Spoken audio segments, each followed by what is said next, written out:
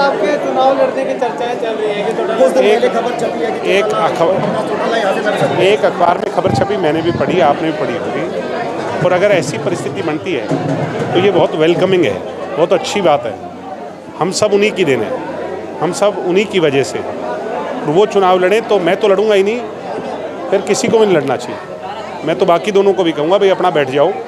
चौटाला साहब के सम्मान में, चौटाला साहब हरियाणा के शेर हैं और चौटाला साहब जैसा दूसरा हरियाणा में होना असंभव है।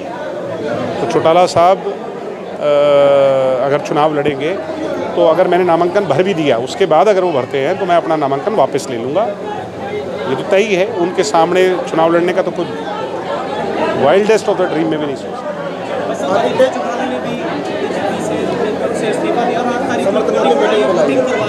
मैंने सुना है वोटिंग करवाएंगे। वोटिंग जब होनी है तब करवा ले तो ज़्यादा ठीक है। ये बहाने ढूंढ रहे हैं, पीछा छुड़वा रहे हैं। क्या पता लोग यही लिख दे मैं तू घर बैठ जा, क्यों ज़्यादा परेशान हो रहा है। ठीक है, ये एक छोटा बच्चा नहीं हर बात पे रूस जाता। कभी बीजेपी से रूस के, कभी मना लिया, रूस के मना लिया। राजनीति में ऐसे आदमी ज़्यादा लंबा नहीं चलते। पार्टी एक विचारधारा है, मगर आपको अपना स्टैंड भी तो रखना है। ये क्या बात हुई, आज मना लिया, आज कल रूस के, आज इस पार्टी में, कल उस पार्टी में। जो पार्टियां बदलते हैं और पगड़ी का रंग बदलते हैं, उनका क्या विश्वास और उनकी क्या विचारधारा। कल तक बीजेपी वाली पहनते थे, अब कल को जाकर के इन्हें लोग ही पहन लेंगे। तो ऐसे लोगों पर कोई किसी तरह का कोई भरोसा नहीं है। आपने सवाल उठाया उसका तो परिणाम नहीं है कि छोड़ दियो बीजेपी। मुझे लगता है और सस्ते में निपटेंगे। अभी चेयरमैन ही में निपटे थे, अब देख लेना और सस्ते में निपटेंगे।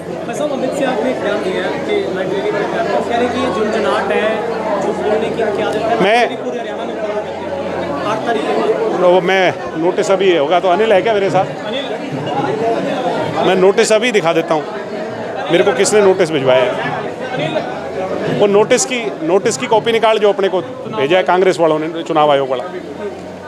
झूठ तो सरेआम बाप और बेटा वो बोलते हैं, सुबह से शाम तक बोलते हैं, और फिर लास्ट में कोई सवाल पूछ ले तो कह देते हैं हम बहुत शरीफ हैं। सारे के सारे सट्टेबाज और सारे 2 नंबर के काम करने वालों का अड्डा पीडब्ल्यूडी के रेस्ट हाउस में चलता था। हम ये बातें कहना नहीं चाहते, वो पर्दा ना उठे तो ज़्यादा ठीक है।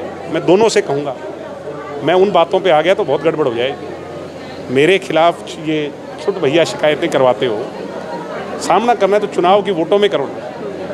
कोई बेचारा पाइपलाइन डाल रहा है तो उसके जाके नाम हो गए, कभी कुछ हो गया। दोनों घबरा चुके हैं। कांग्रेस को औंधे मुँह गिराएंगे इस बार।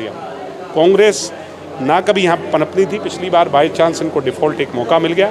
कांग्रेस नाम की चीज़ हम रवाड़ी के अंदर नहीं रहने दें। नामांकन क्या प्रोग्राम रहने वाला है? आपने अभी कहा था कि उसी दिन कर देंगे नामांकन पे। नामांकन 10 तारीख को। नामांकन भरे। मैं तो कह रहा हूँ ना भाई, सिर की गिनती से प्रजातांत्रिक प्रणाली में ताकतें तय होती है। मेरी खुली इनविटेशन है इनको, मंगलवार का दिन सबके लिए मंगल हो, आओ उसी दिन नॉमिनेशन भरेंगे। भाई किसके साथ कितने लोग हैं पता चल जाएगा। चौधरी रणजीत सिंह जी ने भी भाजपा छोड़ दिया, निर्दलीय चुनाव लड़ने का फैसला लिया।